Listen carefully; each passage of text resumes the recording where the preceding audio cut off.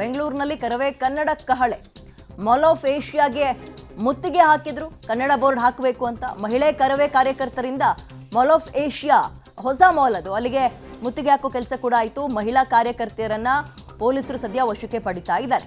ಕನ್ನಡ ನಾಮಫಲಕ ಅಳವಡಿಕೆಗೆ ಭಾರಿ ಹೋರಾಟ. ಮಾಲ್ ಆಫ್ ಏಷ್ಯಾ ಅಂತಲ್ಲ, ಇವತ್ತು ಸಂಪೂರ್ಣವಾಗಿ ಒಂದು ರೀತಿ ಬೆಂಗಳೂರೇ ಕನ್ನಡ ನಾಮಫಲಕ ಎಲ್ಲೆಲ್ಲಿ ಹಾಕಿರ್ಲಿಲ್ಲ ಅಂತಹ ಕಡೆ ಸ್ತಬ್ಧವಾಗಿ ಹೋಗ್ಬಿಡ್ತು. ಇವತ್ತು ಕರ್ನಾಟಕ ರಕ್ಷಣಾ ವೇದಿಕೆಯಲ್ಲಿ ನಾವು ಹೇಳಿಕೆ ಕೊಟ್ಟಿರೋ ಹಾಗೆ, ಅಣ್ಣ ನಾರಾಯಣಗೌಡರು ಹೇಳಿಕೆ ಕೊಟ್ಟಿರೋ ಹಾಗೆ ಇವತ್ತು ಮಹಿಳಾ ಘಟಕ ಇವನ ಒಂದು ಷರತ್ನ ಚಾಲೆಂಜ್ ಹಾಕಿ ಇವತ್ತು ಅವನ ಮಾಲ್ ಮುಂದೆನೆ ಬಂದಿದೀವಿ. ಸ್ವಾಮಿ ಒಳಗಡೆ ಔತ್ಕೊಂಡು ಕುತ್ಕೊಂಡಿದ್ಯಾ, ಬಾರಾಚೆಗೆ ನನ್ನ ಮೇಲೆ ಎಷ್ಟೋ ಕೇಸ್ ಹಾಕ್ತೀಯಾ. ನಮ್ಮ ನಾಯಕರು ನಮ್ನೆಲ್ಲ ಸಿಮ್ಮಿಣಿಗಳಾಗಿ ಸಾಕಿದ್ದಾರೆ. ನಿನ್ನ ಮಾಲ್ ಮುಂದೆನೆ ಬಂದು ಇವತ್ತು ಬಾಗ್ಲ ಹಾಕೊಂಡು 100 ಜನ ಬೌನ್ಸರ್ನ ಇಟ್ಕೊಂಡು ಪೊಲೀಸ್ನ ಒಂದು ಸೆಕ್ಯೂರಿಟಿ ತಗೊಂಡು ಔತ್ಕೊಂಡು ಕೂತ್ಕೊಂಡಿದ್ಯಾ. ಅಯೋಗ್ಯ, ಏನು ಅನ್ಕೊಂಡಿದ್ಯಾ? ಇದು ಕರ್ನಾಟಕ. ಕರ್ನಾಟಕದಲ್ಲಿ ಕನ್ನಡಿಗನೇ ಸಾರ್ವಭೌಮ. ಏನ್ರು ಆಟ ಆಡ್ತೀರೇನ್ರು? ನಾವು ವಿನಯದಿಂದ ಹೇಳಿದ್ರೆ ನಮ್ಮನ್ನ ತುಳಿತೀರಾ?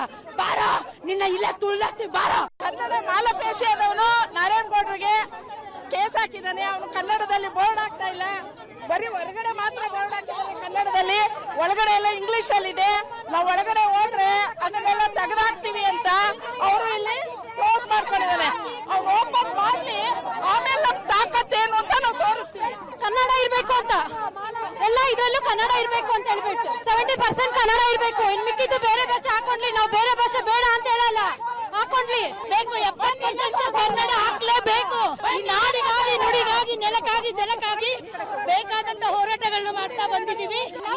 ನಾವು ಹೋರಾಡ್ತಾ ಇರೋದು ಬೇರೆ ಇನ್ನೇನು ನಾವು ಮಾಡ್ತಾ ಇಲ್ಲ, ಆಯ್ತಾ? ನಾವು ಕೇಳ್ತಾ ಇರೋದು ಕನ್ನಡದಲ್ಲಿ ಬೋರ್ಡ್ ಹಾಕಿ ಅಂತ ಅಷ್ಟೇ, ಬೇರೆ ಇನ್ನೇನು ಕೇಳ್ತಾ ಇಲ್ಲ. ನಾವು ಅವ್ರಿಗೆ ಮಾಡ್ತಾ ಇಲ್ಲ, ನಾವು ಅವ್ರನ್ನ ಲೂಟಿ ಹೊಡಿತಾ ಇಲ್ಲ. ಅವ್ರನ್ನ ಕೇಳ್ತಾ ಇರೋದೇನು ಕನ್ನಡದಲ್ಲಿ ಹಾಕಿ. ಕರ್ನಾಟಕದಲ್ಲಿ ನೀನ್ ಬದುಕಕ್ ಬಂದಿದ್ಯಾ? ಬದುಕಕ್ ಬಂದಿರೋನು ಕನ್ನಡದಲ್ಲಿ ಹಾಕು.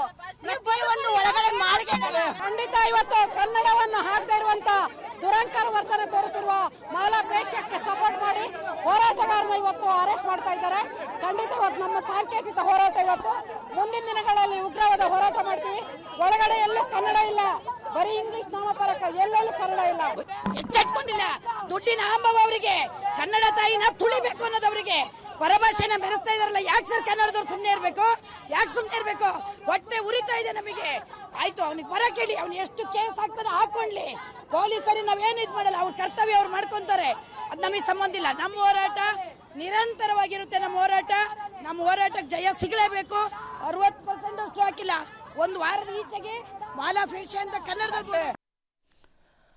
ಓಕೆ, ಅಂಗಡಿ ನಾಮಫಲಕಗಳಲ್ಲಿ ಕಡ್ಡಾಯವಾಗಿ ಕನ್ನಡ ಬಳಸಬೇಕು ಅನ್ನುವಂಥದ್ದು ಇವತ್ತು ನನ್ನ ಕೂಗಲ್ಲ. ಹಲವು ದಿನಗಳಿಂದ, ಹಲವು ತಿಂಗಳು, ಹಲವು ವರ್ಷಗಳಿಂದಲೂ ಕೂಡ ಇತ್ತು. ಬಟ್ ಕೆಲವರು ಅದನ್ನು ಇಗ್ನೋರ್ ಮಾಡ್ಕೊಂಡು ಬಂದರು. ಬಟ್ ಇವತ್ತು ಕರವೇ ಅದೆಲ್ಲದಕ್ಕೂ ಫುಲ್ ಸ್ಟಾಪ್ ಹಾಕಬೇಕು ಅಂತ ಪ್ರತಿಭಟನೆ ಮತ್ತು ಹೋರಾಟವನ್ನು ಹಮ್ಮಿಕೊಂಡಿದ್ರು. ಬಟ್ ಅದೆಲ್ಲೋ ಒಂದು ಕಡೆ ಕಲ್ಲು ತೂರಾಟ ನಡೆಸೋ ತನಕ ಹೋಯಿತು. ಲ್ಯಾಂಬರ್ಗಿನಿ, BMW ಶೋರೂಮ್ಗಳಿಗೂ ಕನ್ನಡದ ಬಿಸಿ ತಾಗಿದೆ ಇವತ್ತು.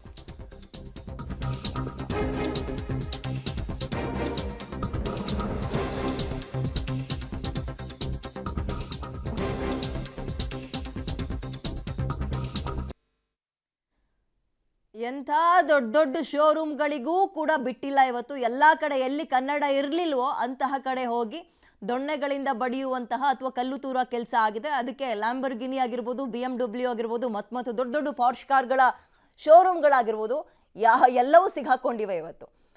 ಹಾಗಾಗಿ ಬೆಳಗಿನಿಂದಲೂ ಆರಂಭ ಆದಂತಹ ಹೋರಾಟ, ಪ್ರತಿಭಟನೆ ಕೆಲ ಕಾಲ ಈ ರೀತಿಯಾಗೂ ಕೂಡ ತಿರುಕೊಳ್ತು.